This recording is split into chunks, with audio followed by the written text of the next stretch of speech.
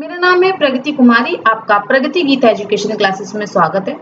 दोस्तों, जैसे कि मैंने आपसे प्रॉमिस किया था एमसीक्यू लाने का, तो मैं आज आपके लिए एमसीक्यू ला रही हूँ। और आज सैटरडे है, तो ये आज लास्ट टॉपिक है एमसीक्यू का। संडे में मैं आपको नया और न्यू चीज पढ़ाऊंगी।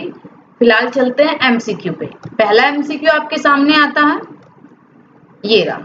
हाँ, तो लिखा है कि demand for commodity refer to. पहले मैं बता दूं ये एमसीक्यू किस चीज के हैं।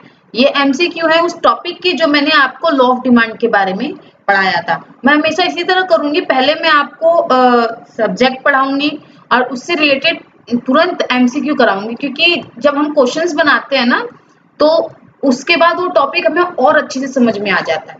तो स्टार्ट करते हैं। Demand for a commodity refer मतलब आप किसी कमोडिटी की डिमांड कब मानेंगे। मैंने आपको बताया था कुछ प्रोमिसेस, कुछ रूल्स, कुछ एजुमटेशंस, ये चीजें होनी ही चाहिए। देखिए, डिजायर फॉर है ये, सॉरी ये 4 है, ये के काट दीजिए। डिजायर फॉर द कमोडिटी, सिर्फ कमोडिटी के लिए ही इच्छा होनी चाहिए, खाली तब आप उसे डिमांड मानेंगे?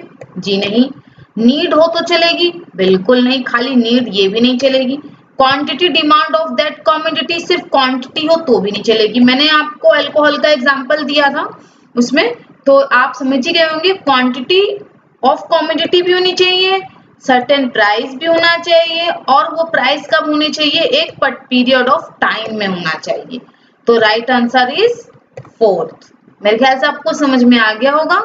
नेक्स्ट क्वेश्चन पे चलते हैं। कोई डाउट हो तो प्लीज कमेंट में पूछिएगा। चलिए नेक्स्ट क्वेश्चन पे चलते हैं।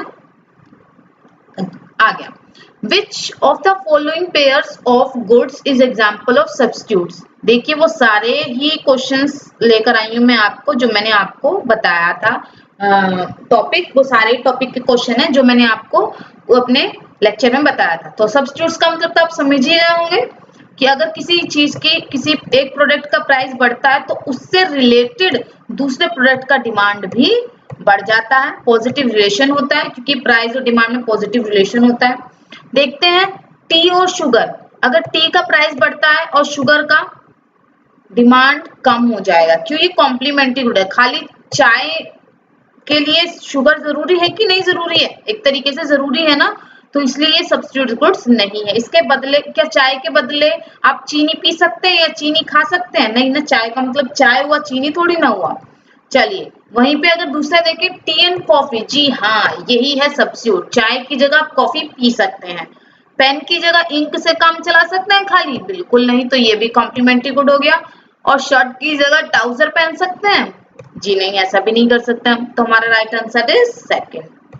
मेरे ख्याल से ये तो आपको समझ ही में आ गया होगा। बस मैं आपको जो भी टॉपिक पढ़ाया उसका बेस क्लियर करना चाहती हूँ। क्वेश्चन से हमें जल्दी समझ में आता है, ये हमारा नेचर होता है। ठीक है, हम क्वेश्चन करने से ही डरते हैं, तो प्लीज इससे करने से मत डरिए, क्योंकि क्वेश्चन बेस्ट तरीका है किसी भी चीज को याद करने का। कुछ भी, कोई भी तैयारी कर रहा है, कोई भी आप लोग तैयारी कर रहे हो, उसके लिए भी बता रही हूँ।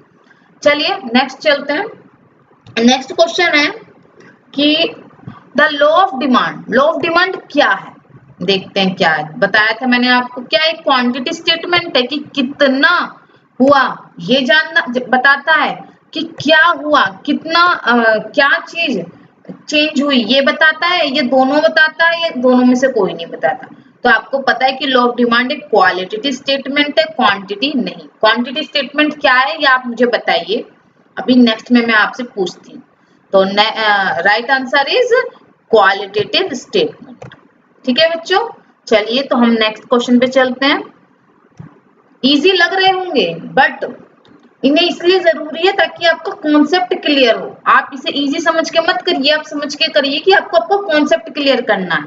ठीक है, चलिए, यही सबसे बड़ी गलती होती है हमारी कि हम इजी समझते हैं और कुछ को हार्ड समझते हैं। इजी और हार्ड कुछ नहीं होता एग्जाम में, सिर्फ कॉन्सेप्ट पे आधारित होता है। किसी भी एग्जाम पेपर की बात कर रहे हैं हम यहाँ पे। All of the following are determine the demand. इनमें से सभी कुछ डिमांड से रिलेटेड है, लेकिन एक नहीं है, एक्सेप्ट, किसी एक को छोड़ के नहीं है। टेस्ट ऑफ प्रेफरेंस, याद है मैंने आपको बताया था कि डिमांड, प्राइस के बढ़ने पे डिमांड कम होती है और प्राइस के कम होने पे डिमांड बढ़ती है, बट कुछ चीजें होनी चाहिए, उनमें चेंज नहीं होना चाहिए। तो वो क्या है? जो डिमांड को इफेक्ट कर सकती हैं, ठीक है, पहले वो बताइए। तो टेस्ट ऑफ प्रेफरेंस तो है, इनकम भी है, मैंने आपको बताया था इनकम, प्राइस रिलेटेड गुड्स, यानी यहाँ पे सब्स्टिट्यूट्स और कॉम्प्लीमेंट्री की बात करें, लेकिन क्वांटिटी तो वो डिमांड में आती नहीं है, मतलब क्वांटिटी, और वो भी सप्लाई की बात तो कर ही नहीं रहे हम यहाँ। तो हम किसकी बात कर रहे हैं, हम कर रहे हैं डिमांड की बात, तो सप्लाई कहाँ से आ गई, पहली बात। तो ये इसका राइट आंसर हो गया। नेक्स्ट क्वेश्चन और लास्ट क्वेश्चन आ जाते हैं हम यहाँ पे लग गया। हाँ, देखिए nature of elasticity of demand, देखिए मैंने ये भी पढ़ाया था, तो आप आराम से बता सकते हैं हाँ, इलास्टिसिटी ऑफ डिमांड का क्या नेचर होता है, क्वालिटेटिव नेचर, जी नहीं, वो क्वालिटेटिव नेचर तो लॉ ऑफ डिमांड का होता है, लॉ ऑफ डिमांड, ठीक है, लॉ, ये ऐसे लिख देना, ठीक है। लेकिन इलास्टिसिटी ऑफ डिमांड का नेचर क्या था, क्वांटिटी, क्योंकि ये हमें बताता है कि कितना चेंज हुआ, वो भी आप आगे पढ़ेंगे। Thank you so much video देखने के लिए बच्चों, और अगर वीडियो अच्छी लगी हो तो प्लीज लाइक कीजिएगा, शेयर कीजिएगा, कमेंट कीजिएगा। घर पे रहिए, सेफ रहिए, स्टे होम। जय हिंद, जय भारत। Thank you.